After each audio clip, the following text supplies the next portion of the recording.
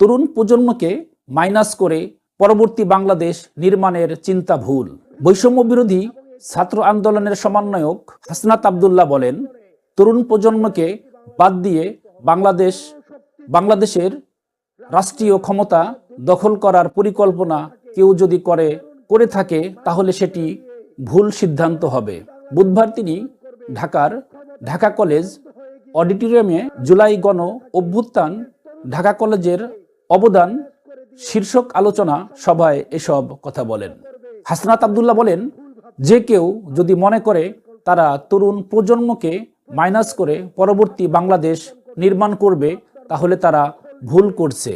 তিনি আরও যোগ করেন, আমরা এখন একটি জেনারেশন কনফ্লিক্টের মধ্যে আছি।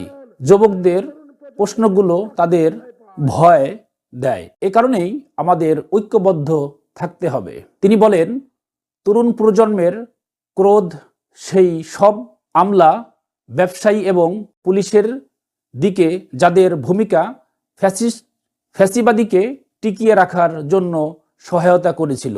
আমরা কখনো আপোস করব না, আমরা জুলুমের বিরুদ্ধে লড়াই চালিয়ে যাব।